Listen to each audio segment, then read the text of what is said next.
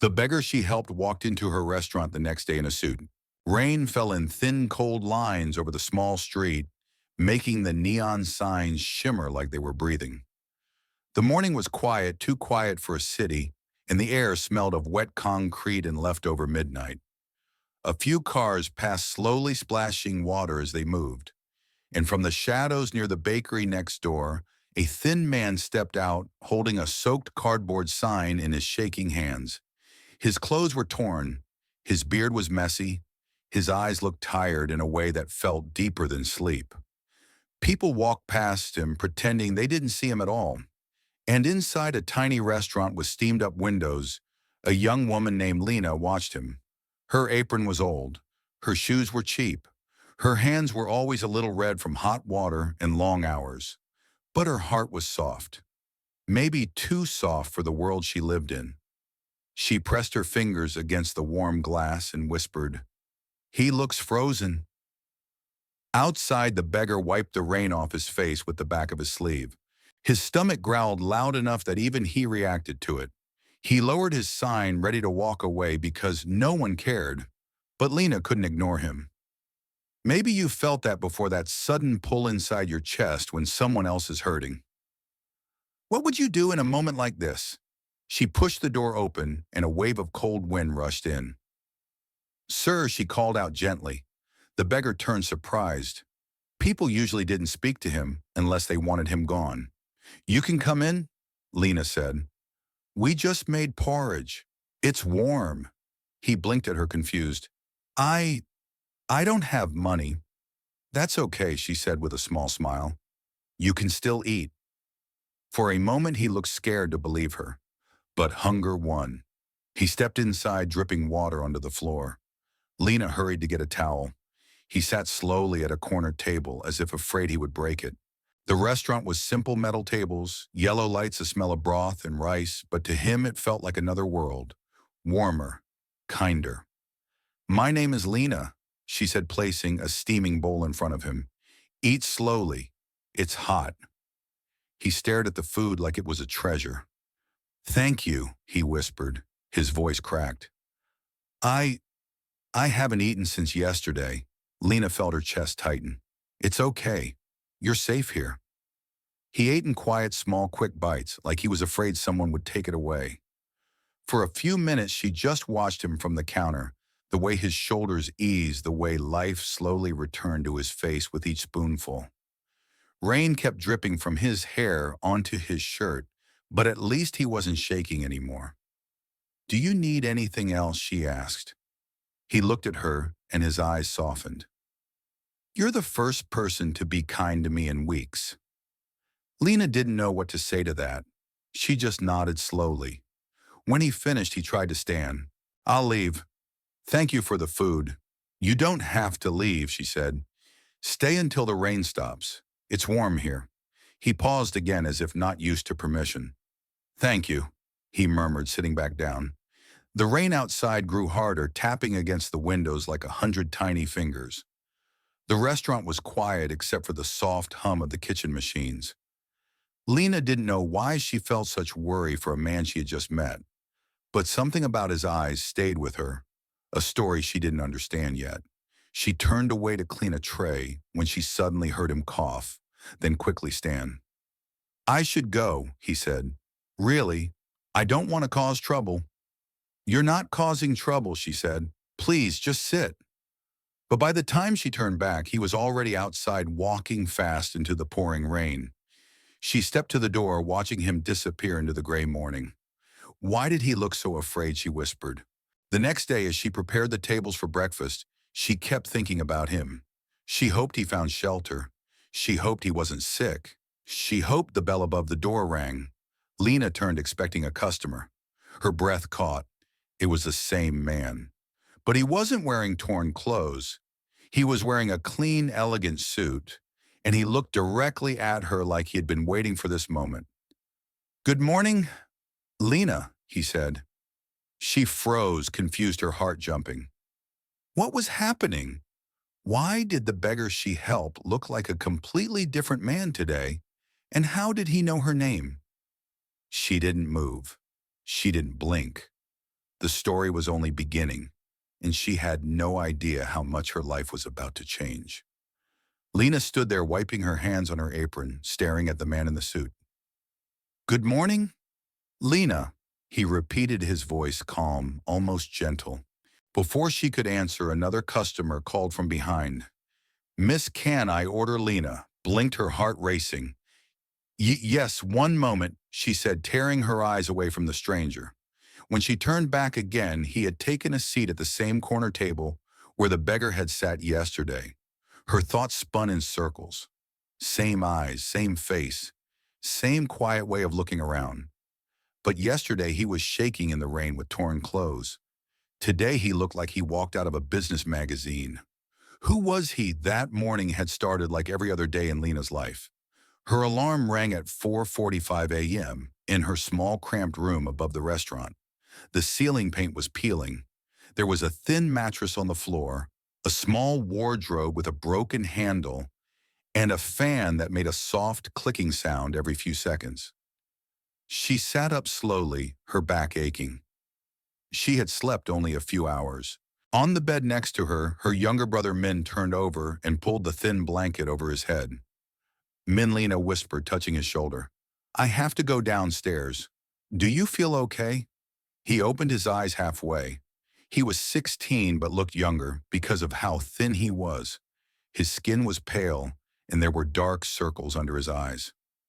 "I'm fine," he mumbled. "Just a little tired."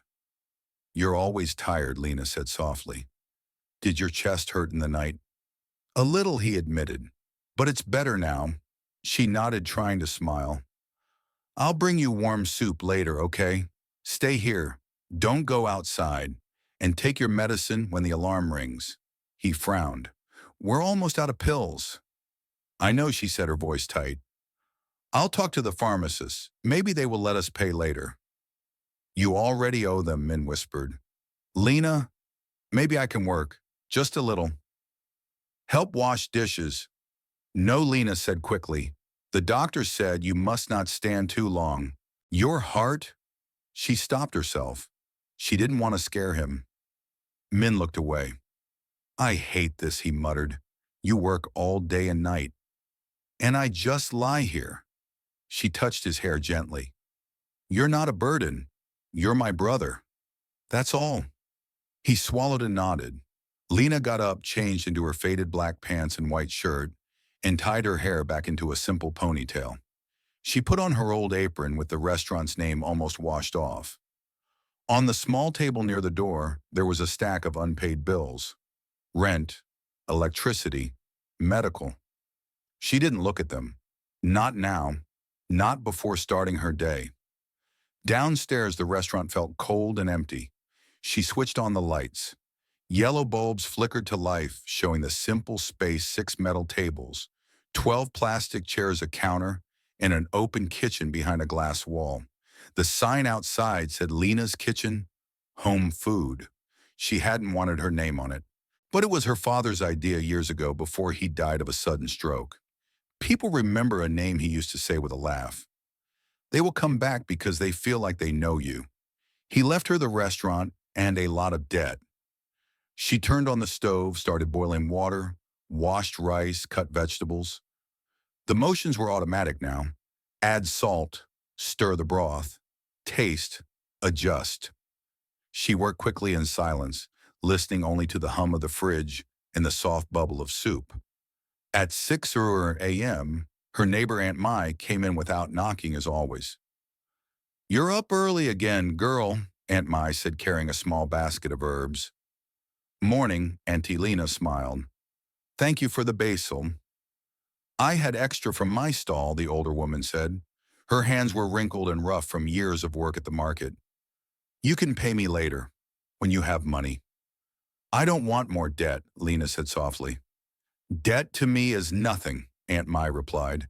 "You fed my grandson for free when my son lost his job. Don't argue with me." Lina's eyes warmed. "How is your grandson now? He's back in school," Aunt Mai said proudly. "Thanks to you giving me shifts here. Don't think I don't see you taking fewer plates of food for yourself so others can eat." Lina laughed nervously. "I just don't get hungry." That's what poor people always say, Aunt Mai replied with a sigh. You're too kind, Lena. The world likes to walk on people like you.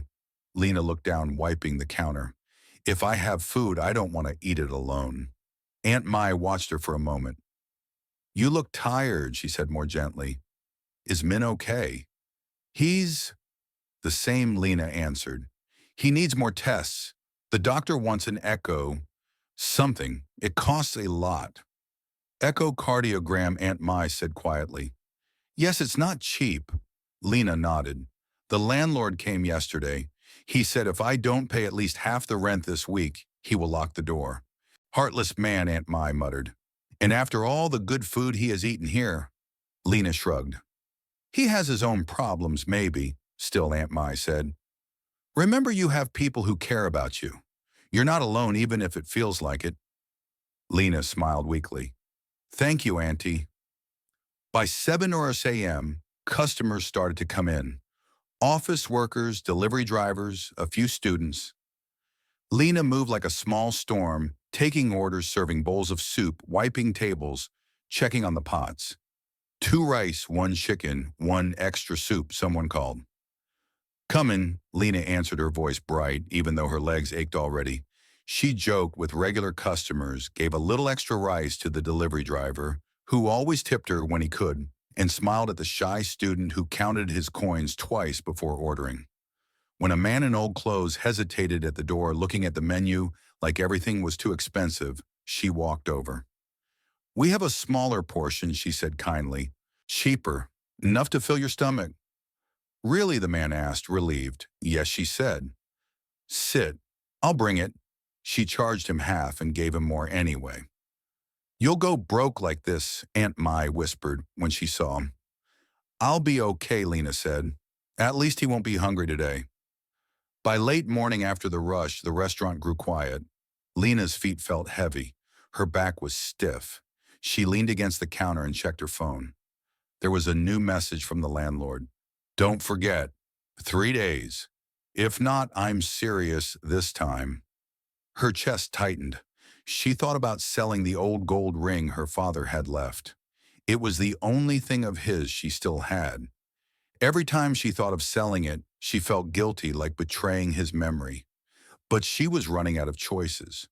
Her thoughts drifted to the beggar from yesterday, how his hands shook, how he kept saying thank you, how he ran out into the rain almost like he was afraid of being treated kindly.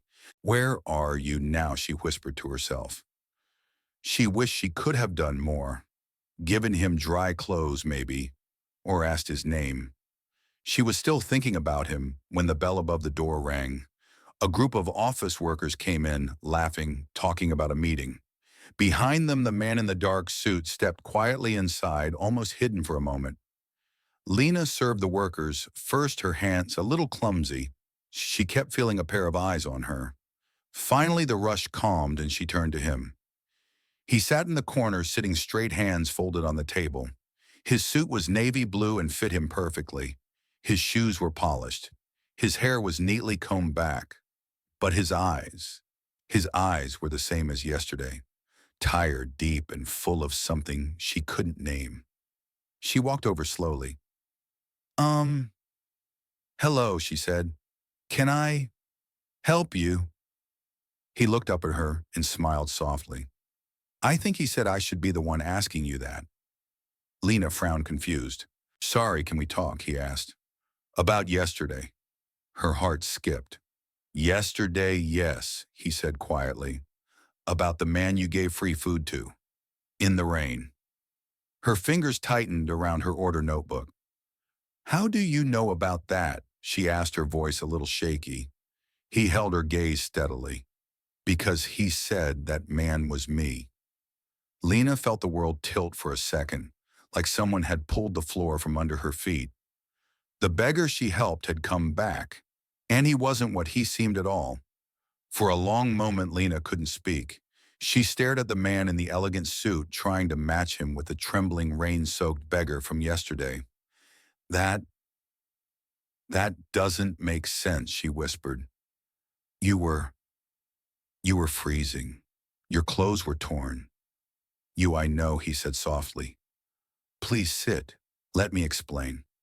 Her hands shook as she pulled out the chair opposite him. The restaurant was nearly empty now, only the soft sound of the kitchen fan humming in the background. Up close, the man looked even more different, calm, confident, clean-shaven.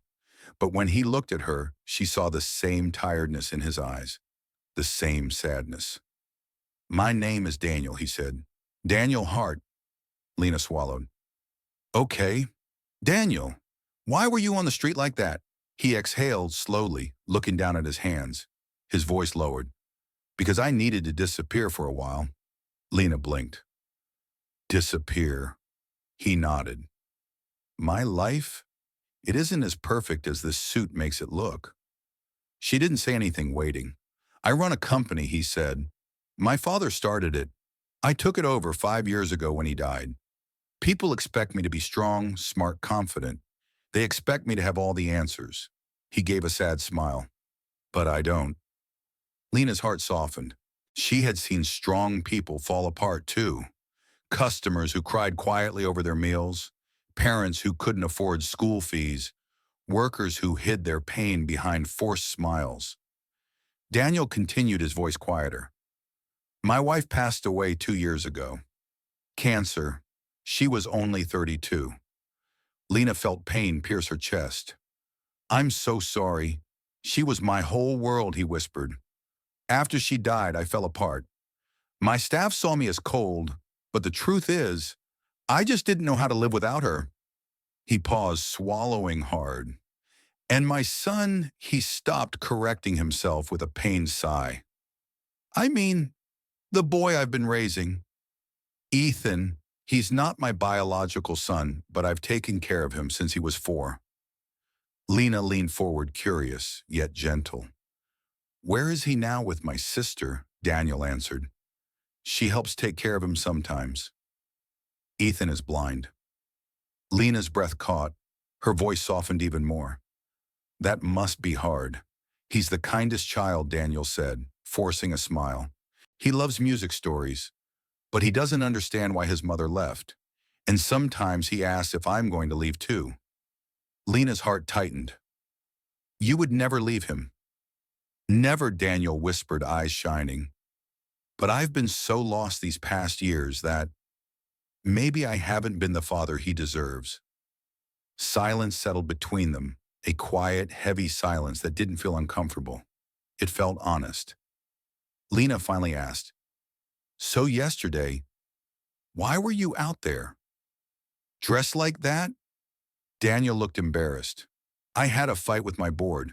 They want to fire some staff to increase profits.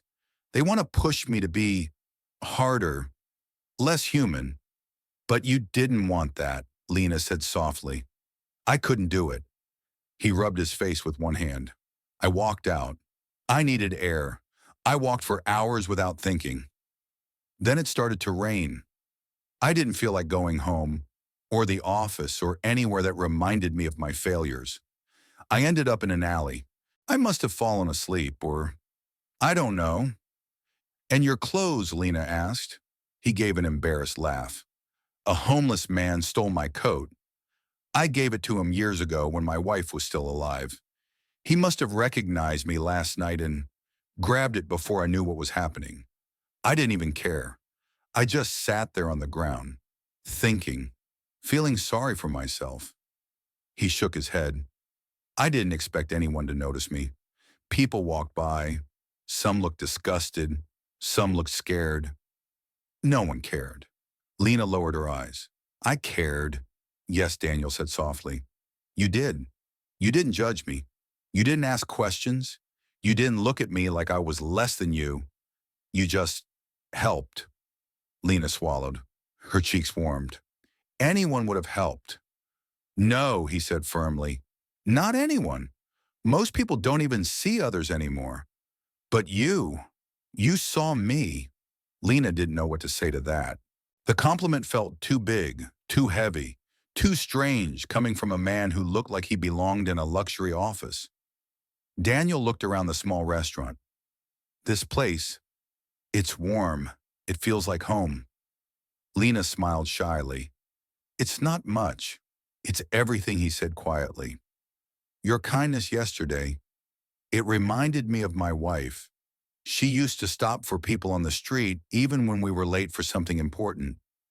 I used to tell her not to, that it was dangerous, that she was too trusting. He breathed out. But she always said, if I can help, why would I walk away? Lena's eyes softened. She sounds wonderful. She was, he whispered. For a moment, Daniel's mask, the smooth, rich, confident one, fell away. And Lina saw the same man from yesterday again. Fragile, human, lost. You could have walked past me, Daniel said, but you didn't. Why? Lina shrugged gently. Because you looked like you needed help. And I know what that feels like. To need help and hope someone will notice. Daniel watched her with quiet interest. Your life? It's not easy, is it? She shook her head slowly. No, not really. He hesitated. Can you tell me?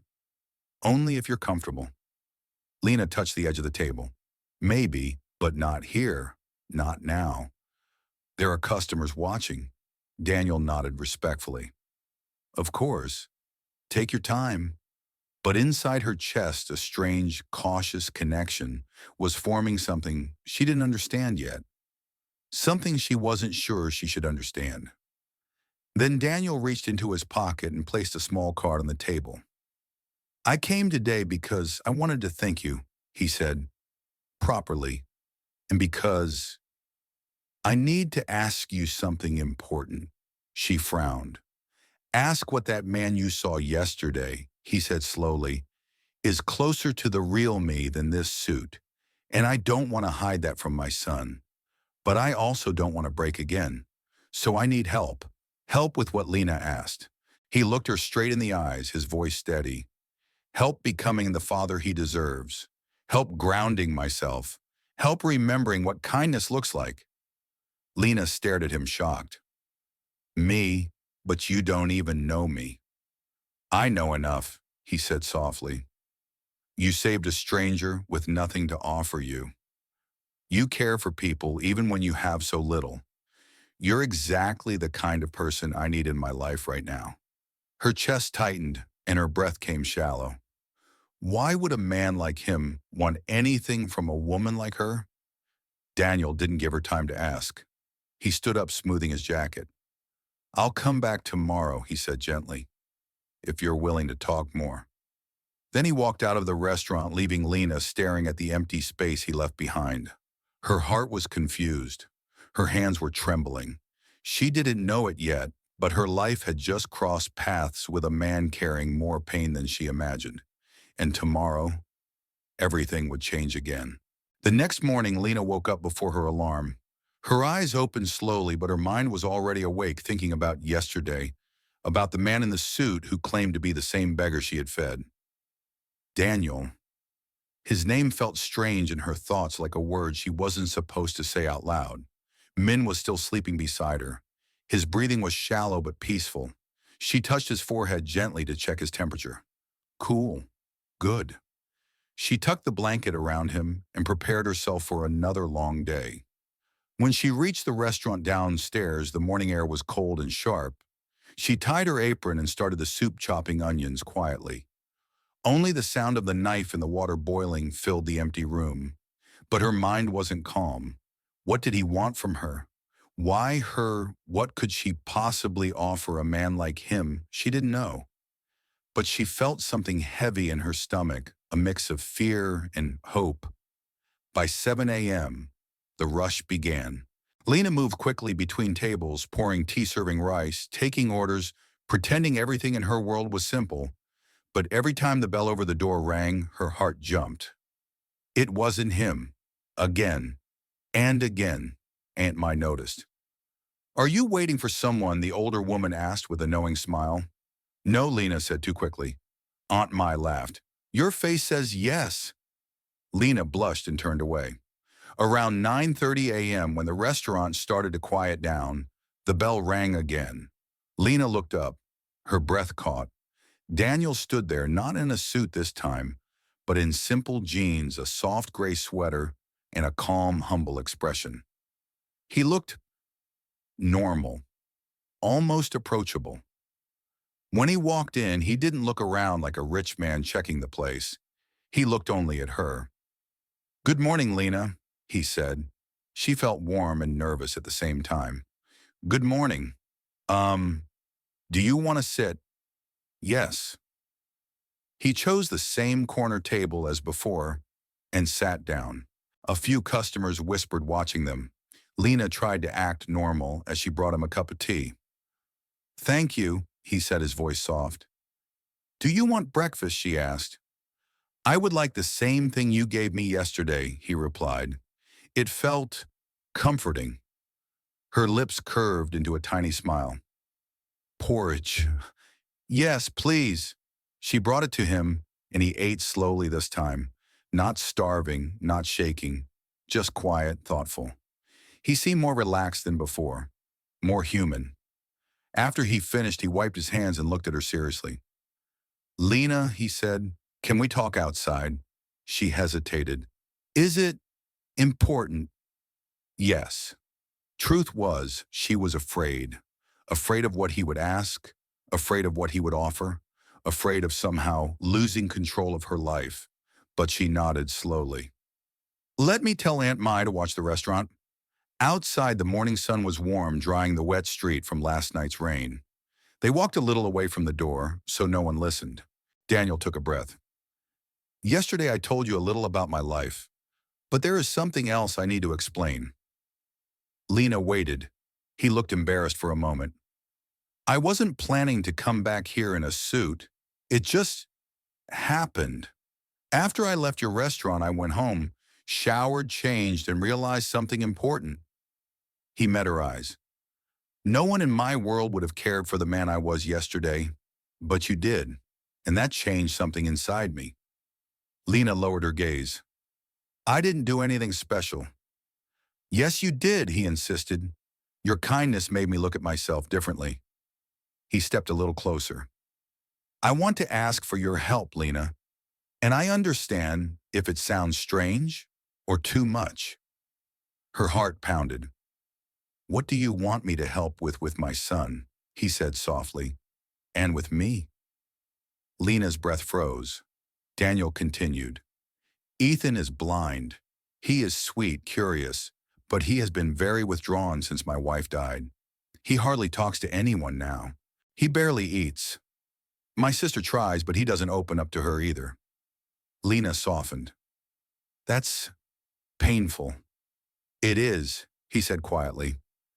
"And yesterday when you helped me, I kept thinking how someone like you could reach someone like him. You have warmth, kindness. You listen. And maybe Ethan needs someone exactly like you." Lina stared at him in shock. "But I'm not a teacher. I'm not a nurse. I don't know anything about caring for a blind child." "You know compassion," Daniel said. "And that's more important than any training." She shook her head. "Why me? You can hire a professional." He smiled sadly. "Professionals don't inspire trust. They follow rules. Ethan needs someone who feels real, someone who understands struggle, someone who won't look at him with pity." "And you think I'm that person?" Lina asked quietly. "Yes," he said without hesitation. Her heart felt too full. I I don't know what to say. I'm not asking you to take care of him full time," he explained. "I just want you to meet him. Maybe spend an hour or two with him each week. If it doesn't work, we stop. If it does, then maybe you can help him find himself again." Lina bit her lip.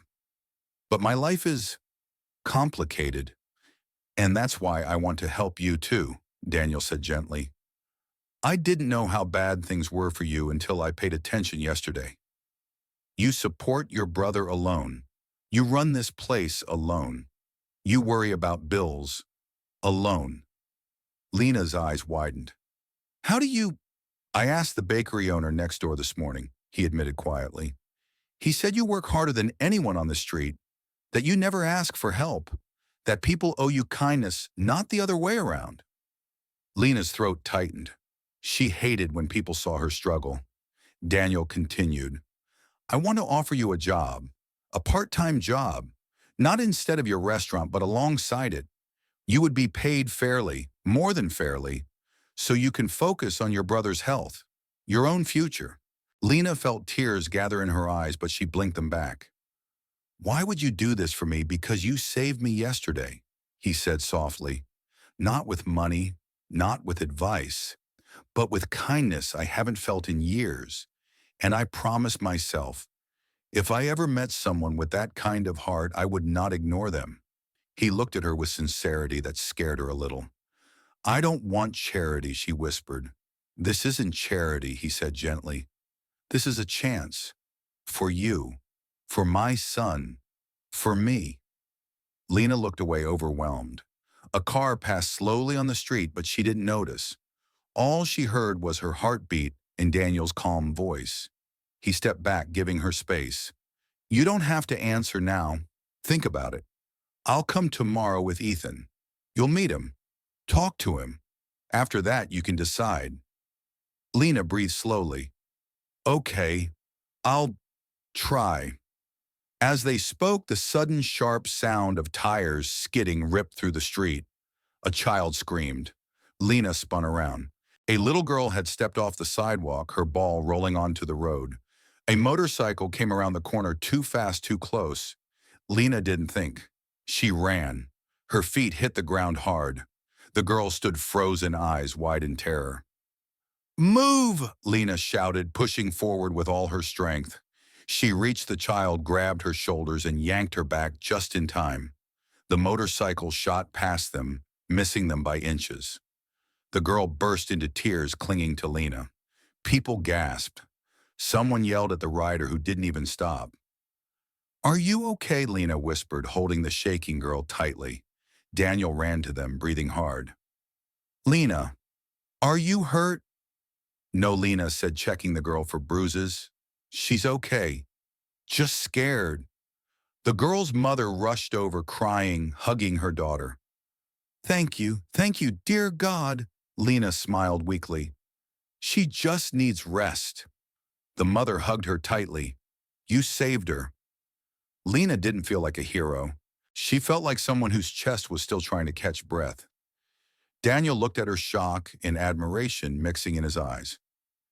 You didn't hesitate, he said quietly. I couldn't, Lina murmured. He took a slow breath. I think I made the right choice asking for your help. Her heart pounded again, not from fear, but from something else. Something new, something dangerous. And as the little girl left with her mother, Daniel looked at Lina like she was the most extraordinary person he had ever seen. Tomorrow, he said softly. I'll bring Ethan. And Lina nodded, still catching her breath, not knowing that this moment, saving a child, would be the first big turning point in both their lives. That night, Lina could hardly sleep. Every time she closed her eyes, she saw the moment again, the little girl frozen in the road, the motorcycle speeding toward her, the weight of the child's tiny shoulders under her hands. Her heartbeat still replayed the fear. But then she also saw Daniel's face right after. The worry, the relief, the admiration that softened his eyes. She didn't know how to feel about that look. It warmed her, frightened her, and confused her all at once. When she finally slept, the sun had already begun to rise. The next morning, Lina was in the kitchen earlier than usual. She cut vegetables, washed rice, and stirred the broth, as if her hands needed something to do other than shake with nerves. Would Daniel really bring his son? Would Ethan even want to talk to a stranger? Would she make things worse? She didn't know. Around 10 a.m., the restaurant quieted after the morning rush. Lina wiped her hands on her apron and tried to calm her breathing. Each time the bell above the door chimed, she jumped. Finally, at 10:32 a.m., the bell rang again. Lina turned. Daniel stood there. But he wasn't alone. Beside him, holding his hand, was a small boy, maybe 9 or 10, wearing dark glasses and holding a white cane. He stood close to Daniel, his other hand gripping the man's sleeve. Lina's heart melted instantly. This is Ethan, Daniel said gently. Ethan, this is Miss Lina, the person I told you about. The boy tilted his head toward her voice. Hello, he said softly. His voice was small, careful, like he was afraid of saying the wrong thing. Lina smiled warmly. Hi, Ethan. I'm happy to meet you. He didn't smile back, but he didn't hide behind Daniel either. That seemed like a small victory. Would you like to sit? She asked. Daniel guided him toward the corner table. Lina quickly cleaned the surface again, even though it was already spotless. As Ethan sat, he reached out his hand slowly until he touched the edge of the table, tracing it, mapping it in his mind. Daniel sat beside him. Lina stayed standing for a moment, unsure of what to do. Daniel gestured gently. Join us, please. She nodded and sat across from Ethan. The boy turned his face toward her voice again. My dad said you saved someone yesterday. Lina blinked at Daniel, who smiled a little. It was nothing, she said. Just helping. You ran into the street, Ethan murmured. That's not nothing. Lina swallowed. Maybe he wasn't as closed off as Daniel had said. Or maybe he was curious because she was new. Daniel touched his son's hand. Do you want to try the porridge Miss Lina makes? I think you'll like it. Ethan hesitated. Is it sweet? No, Lina said softly. It's warm and gentle, like morning rice. Not too salty. Oh, Ethan nodded. Okay. She brought him a small bowl, placing it near his hand. He touched the bowl's edge first, then the spoon. His movements were slow, careful, as if making sure the world would not hurt him. He ate a small spoonful, then another. Lina waited. After a few seconds, Ethan whispered, It tastes friendly. Daniel looked at him with surprise.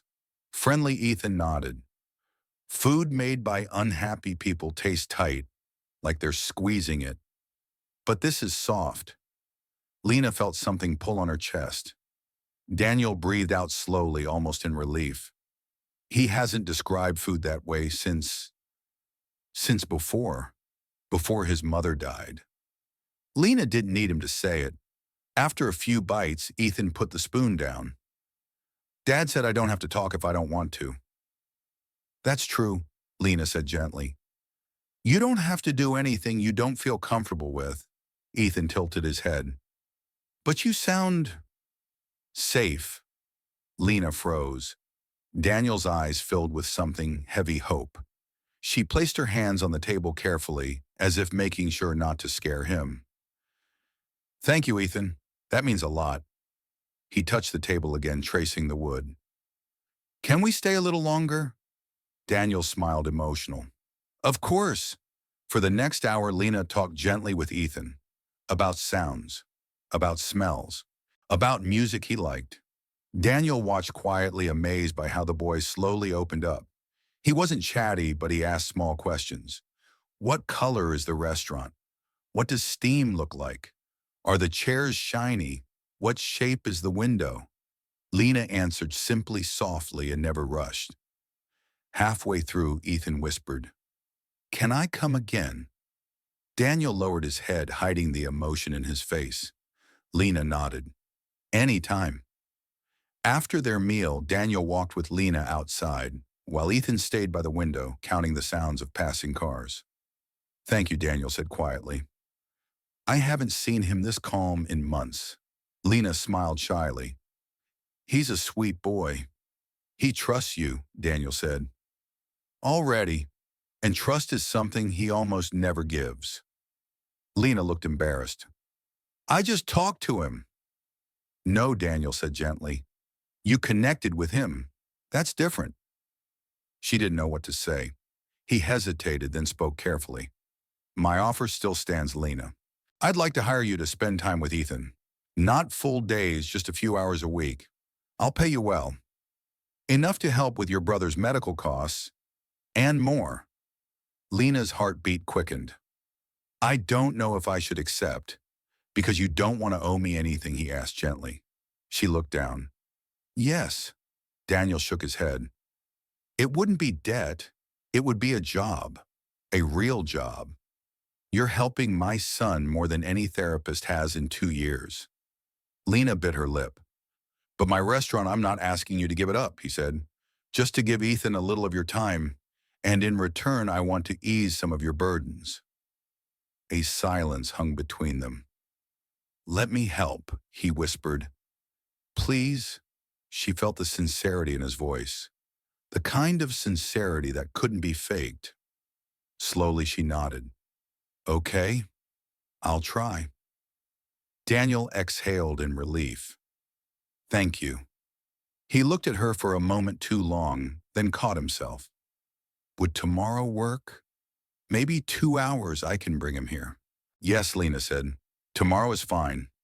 As Daniel reached for Ethan, the boy grabbed his father's hand tightly and whispered, Dad, can she come to our house tomorrow? I want to show her my piano. Daniel froze. Lina did too. Ethan tugged on his sleeve. Please, Daniel turned to Lina unsure. Would you be comfortable with that? Lina hesitated.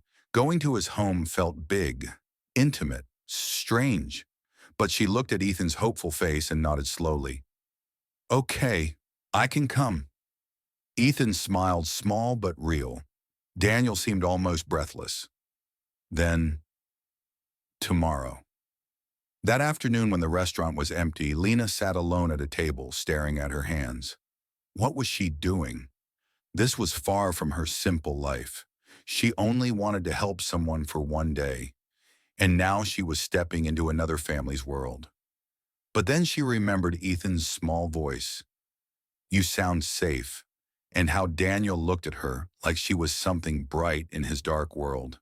Maybe, just maybe, this was a chance for something better. Not just for them, but for her too. She didn't know that the next days would be the start of rebuilding everything she had ever lost. The next day, Lina stood outside Daniel's home, holding her small shoulder bag and trying not to stare too long at the house in front of her. It wasn't a mansion, but it was big, modern, and beautiful, the kind of home she had only seen in magazines. Wide windows, soft white walls, a quiet garden with trimmed bushes. A piano melody floated faintly through the air from somewhere inside. Her hands felt sweaty. She almost turned around twice before the door opened. Daniel stood there smiling warmly. Lina, thank you for coming. She tried to smile. I wasn't sure if I'd actually do it. I'm glad you did, he said softly. He stepped aside. Come in. She walked inside slowly. The house felt clean and calm, like it held stories, but didn't show them all at once. The living room was bright with wooden floors and soft rugs. Family photos decorated the shelves, Daniel smiling with his wife Daniel, holding a baby Ethan, all three of them, on a beach. Lina felt a small ache in her chest. Ethan is waiting in the music room, Daniel said. He's excited. Excited, Lina whispered, surprised.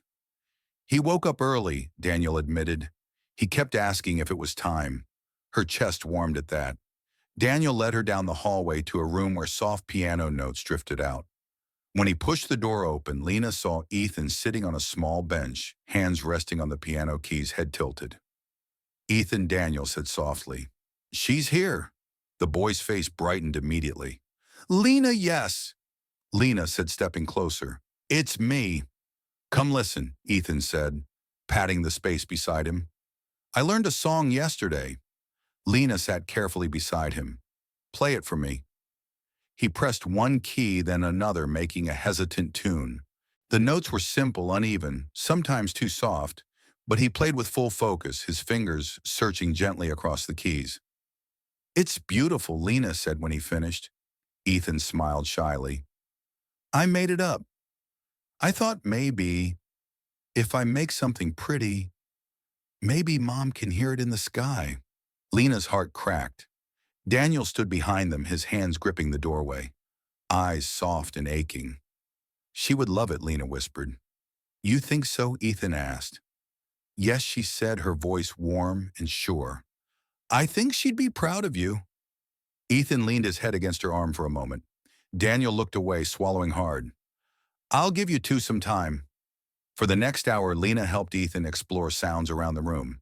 He tapped the piano keys. He felt the smooth surface of the bench. He asked her to describe the colors of the room. He asked what the sunlight looked like on the floor, and she answered everything in simple, gentle words. Yellow like warm tea, soft like the inside of a peach, shiny like clean glass. Ethan listened as if she was painting pictures only he could hear, but something changed when Daniel stepped out of the room. Ethan's expression dimmed a little. His shoulders tensed. "Ethan," Lina asked softly, "are you okay?" The boy kept touching the piano keys but didn't play them. "Lina," he whispered, "can I tell you something?" "Of course." He swallowed as if unsure. "Please, don't tell Dad." Lina's heart tightened. "I won't. I promise." Ethan's voice shook. "I'm scared he doesn't want me anymore."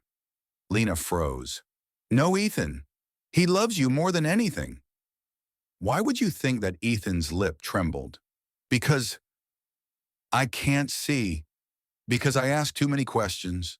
Because sometimes he cries when he thinks I'm sleeping." Lina's eyes stung.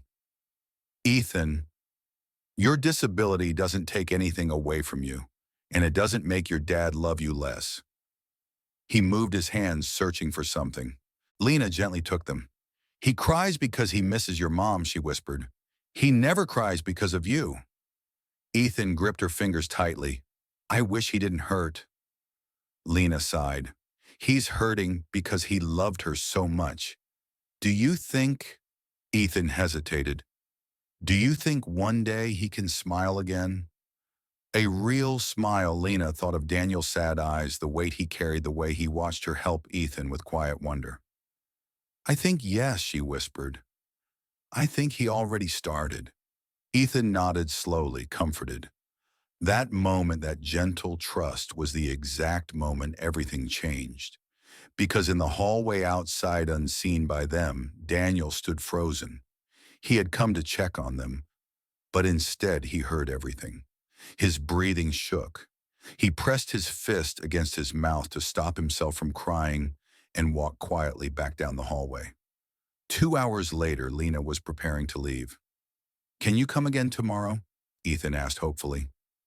Lina smiled. "If your dad says yes." "Yes," Daniel said, immediately stepping forward. "Tomorrow works." Ethan grinned and hugged Lina before returning to the piano. When he was out of earshot, Daniel spoke softly. "Lina, thank you. What you said to him." "I heard a part of it." Lina froze. "I didn't mean to." "No," Daniel interrupted gently. "I'm glad I heard. I didn't know he felt unwanted. It breaks me. And hearing you reassure him, that mattered more than I can explain." Lina looked down. He just needed the truth. Daniel inhaled slowly, steadying himself. "You didn't lie to him. You said exactly what I feel, but can't always say." For a long second, he just looked at her. Truly looked, with a mix of gratitude, admiration, and something deeper. Something he didn't dare express. Then he stepped back, clearing his throat. "I'll pay you weekly," he said gently. "Whatever amount you think is fair." Lina shook her head immediately. "No, Daniel, let's be clear. I'm helping Ethan because I care, not because of money." "I know," Daniel said quietly. "That's exactly why I want to pay you. Because I respect your time and your dignity. And," he hesitated, "because I want to help your brother." Lina stiffened. "Daniel?" Not pity, not charity. She couldn't survive feeling indebted. As if reading her thoughts, Daniel lifted his hands calmly. "I'm not trying to replace your strength. I'm trying to support it." His voice dropped, sincere. "You've taken care of everyone else all your life. Let someone take care of you for once." Her chest tightened painfully. She wanted to refuse. She wanted to run. She wanted to cry. But then her phone buzzed. A message from the landlord. "Last warning, pay by Friday, no exceptions." Her stomach dropped. Before she could hide the fear on her face, Daniel stepped forward. "Lina, what's wrong?" She shook her head. "It's nothing. Please," he said softly. "Trust me the way Ethan trusts you." She swallowed. "It's just rent and bills and men's medicine. I'm doing my best. Daniel's expression hardened, not in anger at her, but at her situation. You shouldn't be facing all that alone, he whispered. I've been alone for years, she said, trying to sound strong. I'm used to it. But you shouldn't have to be, he said. A softness fell over his voice, fragile, earnest, dangerous. I want to help you, Lina, truly, but someone will try to stop that. She looked up sharply. What do you mean? Daniel exhaled, jaw tightening. My company, my family, even some of my employees. They don't like when I make personal decisions. They will see your presence in our lives as inappropriate, as suspicious. Lina felt a chill. But I'm just helping Ethan. I know, Daniel said. But not everyone wants me to be happy. Some want my money. Some want my position. Some think they deserve to control who enters my life. Her heartbeat grew faster. And what will they do? He hesitated. They will come after you. Lina stiffened. Why me? Because you helped me, Daniel said softly. Because you make Ethan smile. Because you remind me that my heart still works. She stepped back, startled by the intensity of his words. Before she could respond, the front door opened. A sharp, cold voice echoed into the hallway. Well, isn't this interesting? Lina turned. A woman in a sleek black blouse and pencil skirt stood at the doorway. She was tall, elegant, and her eyes held a sharp intelligence that cut like glass. Daniel's shoulders straightened. Clara, he said quietly. Hello, Daniel, she replied with a tight smile. I decided to stop by and check on the company's CEO. Imagine my surprise to find a civilian already making herself comfortable in your home. Lina's pulse spiked. Something told her this was the beginning of a storm. Daniel's jaw clenched. Clara, he said, voice turning cold. This is Lina, and she is not your concern. Clara's eyes flicked over Lina like she was dirt on a shoe. Oh, she's very much my concern, Clara said. In fact, she's about to become everyone's concern. And just like that, the war began. For a moment, no one spoke. The hallway felt colder. Even the air seemed tighter, as if it understood a conflict was about to begin. Clara stepped farther into the house with slow, confident steps, heels clicking sharply against the floor. Her eyes stayed on Lina, observing her as if she were something small and unimportant. Daniel moved slightly in front of Lina, protective without even thinking. Why are you here, Clara? He asked, voice steady but tense. Clara gave a soft laugh. Oh, Daniel, don't act like this is unusual. You've been avoiding the board for 2 days. I came to check whether the company's future is still in capable hands. Her gaze slid to Lina again. And it seems your distractions are quite charming. Lina stiffened. I'm not a distraction, she said quietly. Clara raised an eyebrow. A restaurant worker walking around this house like she belongs here. Please, Daniel stepped forward. Enough, Clara.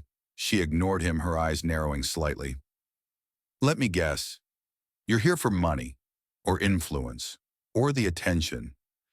People like you always think they can climb into places they don't belong. Lina felt her cheeks heat with shame and anger, but she forced herself to stay calm. I'm here for Ethan, she said simply. Clara smirked. Oh, I'm sure. Before Lina could respond, a small voice came from behind them. Dad, Lina, Ethan had come into the hallway holding the wall to feel his way forward. Clara turned sharply. Oh, the boy. Daniel dropped to one knee, guiding Ethan gently. It's okay. I'm here. Ethan clung to Daniel's sleeve. Who's arguing? I don't like it. Lina stepped forward automatically. Hey, Ethan, I'm right here. At the sound of her voice, the boy relaxed instantly. He reached toward her, and she took his hand gently. Clara's eyes flicked between them, irritation flashing across her face. Well, she said, folding her arms, that answers one thing.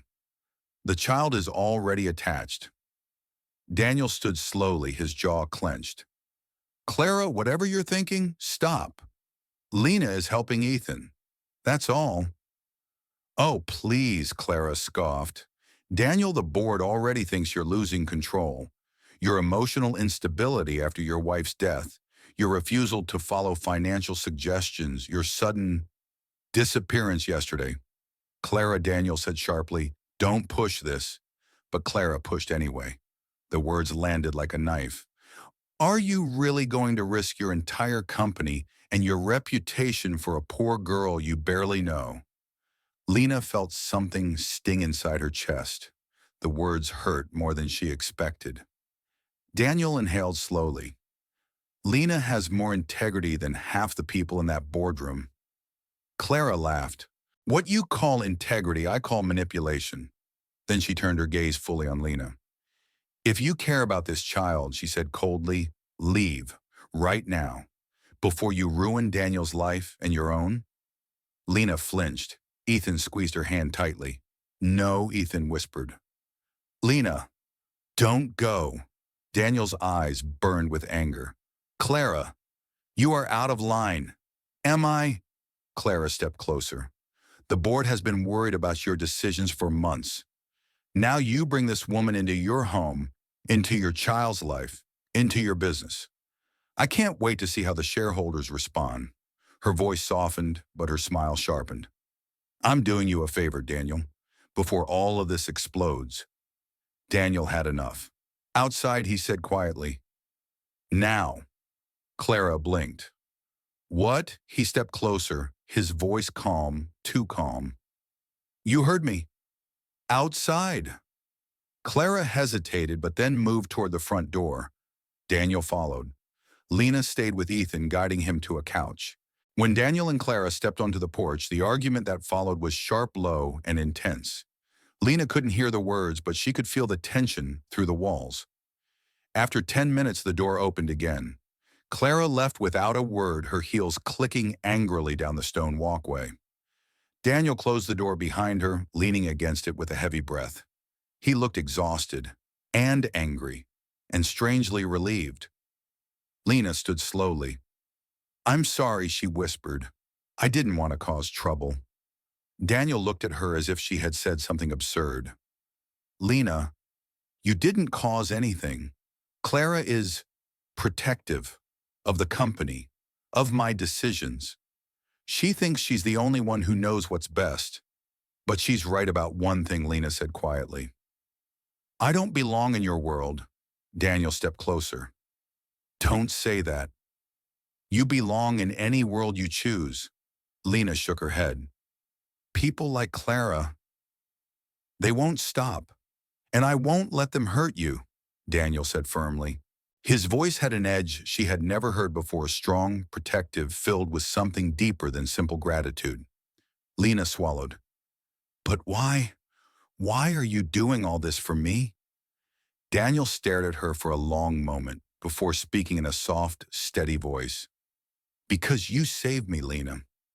Not just yesterday in the rain, but every time you look at me like I'm just a man, not a CEO, not someone broken, not someone to fear or judge. He took a small breath. And because you're saving my son in ways no one else has been able to. Lina felt warmth rise behind her eyes. Ethan ran up at that moment. Dad, are you okay? Daniel placed a hand on his son's shoulder. I'm fine. It's over. Ethan turned toward Lina. Dad was angry because she was mean to you. And to me. Daniel blinked. You heard that I hear everything, Ethan mumbled. Lina kneeled so she was eye level with him. Don't worry. No one is going to take me away. I'm here. Ethan wrapped his arms around her neck, suddenly surprising both adults. Lina held him gently. After a moment, Ethan whispered, Lina, can you stay for dinner? Daniel smiled faintly. If she wants to. Lina hesitated. Dinner? In this house? With them? If she said yes, she was crossing a line she could never uncross. But when she looked up at Daniel's hopeful face and felt Ethan's small arms around her neck, she realized something. They already mattered to her. more than she wanted to admit, so she nodded slowly. Yes. I can stay, Ethan cheered. Daniel let out a breath that sounded like relief. Dinner was simple pasta soup bread. Lina helped in the kitchen while Ethan sat at the table listening to the sounds. Daniel stood beside her as she stirred the pot. You fit here, he said quietly. She looked at him. Do I? Yes, he whispered. More than you know. When they sat at the table, Ethan insisted Lina sit beside him. He talked more that night than Daniel had seen in months. After dinner, Ethan hugged her again. Please come back tomorrow. I will, Lina said softly. Daniel walked her to the door. As she stepped outside, he spoke quietly. Lina, earlier today, Clara tried to tear apart everything we were building, but she failed because what we're building is real. Lina's heart skipped. I don't know what this is yet, Daniel admitted, but I know I want you in our lives, and I'll stand by you. Publicly. If anyone tries to come between us, they'll answer to me. Her breath trembled. He wasn't just talking about Ethan anymore. He was talking about her, about them. Gently, Daniel reached out and brushed a wet strand of hair from her face, a touch so simple, yet so full of meaning, it made her heart ache. Good night, Lina, he whispered. Good night, she whispered back. As she walked home under the soft glow of the streetlights, her heartbeat felt different. Light, warm, and hopeful. She didn't know it yet, but tonight was the beginning of something deeper than help, deeper than gratitude, something that would heal all of them, something that looked very, very much like love. Morning sunlight washed gently over the city, turning the streets a soft gold. Lina walked toward the restaurant with a lighter step than she had in months. The tightness in her chest, the one she lived with every day, felt softer today, more distant. When she entered the restaurant, the room no longer felt cold or empty. It felt full, full of possibility, full of warmth, full of a future she never thought she could reach. She set out bowls and plates, humming quietly as she prepared breakfast. The scent of warm rice and broth filled the air. A few minutes later, men walked downstairs, slowly, carefully, but smiling. You look happy, he said, teasing. Lina laughed softly. Do I? Yes, he said. I haven't seen your eyes look like that in a long time. She hugged him. I'll tell you everything later. He nodded. I just want you to be okay, sis. She squeezed him gently. I think, for the first time in a long time, I might be. Later that day, Daniel and Ethan visited the restaurant again. Ethan walked in, confidently tapping his cane lightly across the floor. Lina came around the counter immediately, her face bright. Ethan, you're getting faster with that cane. The boy grinned. I practiced all morning. Daniel smiled too, watching the way his son's shoulders relaxed when Lina spoke. He woke me up at 6, asking if it was time to see you. Lina blinked, touched. Really, really, Daniel said. They spent a few hours together, Ethan describing the sounds he heard, Lina describing colors and shapes, Daniel listening with quiet gratitude. At one point, Ethan reached for Lina's hand. Will you come to my school meeting next week? My teacher wants to talk about my progress. Lina hesitated. Shouldn't your dad go? I'll go too, Daniel said. But he wants you there. Ethan nodded earnestly. You make things less scary. Lina smiled and squeezed his hand. Of course I'll go.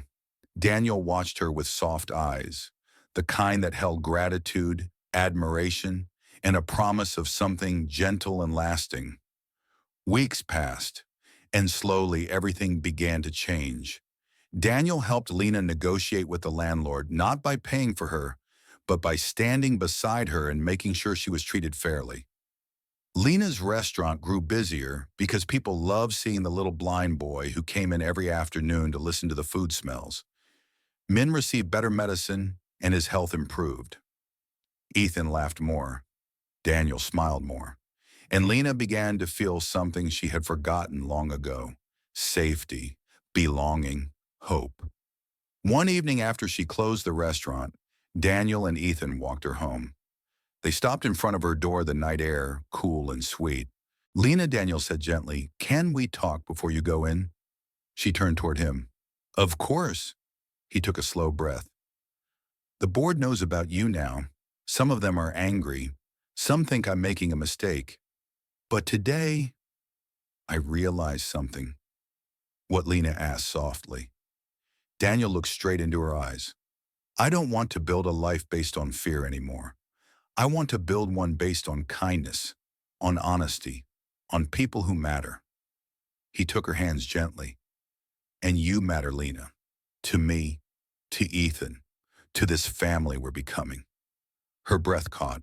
Ethan stepped closer, touching her arm. "Lina, we love you." Lina's eyes filled with tears. "I love you too." Daniel's voice trembled. "Then stay in our lives. Not because you're hired, not because we need help, but because we want you with us.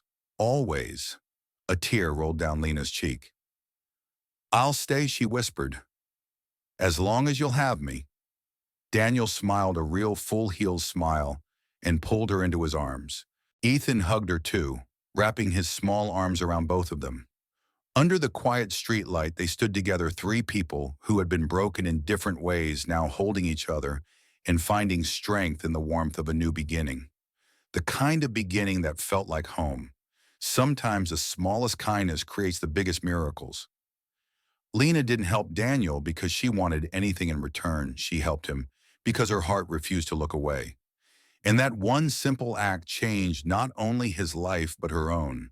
Never underestimate the power of compassion. Never judge someone by how they look on their worst day. And never forget that the love you give the world has a way of returning to you in the most unexpected moments and places. When you choose kindness, you open doors you never even knew existed. What did you learn from the story? Have you ever helped someone and later realized it changed your life too? Share your thoughts in the comments. I'd love to read them. If you enjoyed this emotional story, don't forget to like the video, subscribe to the channel, and hit the bell so you never miss a new episode. More heart-touching stories are coming soon. Stay with us for the next one.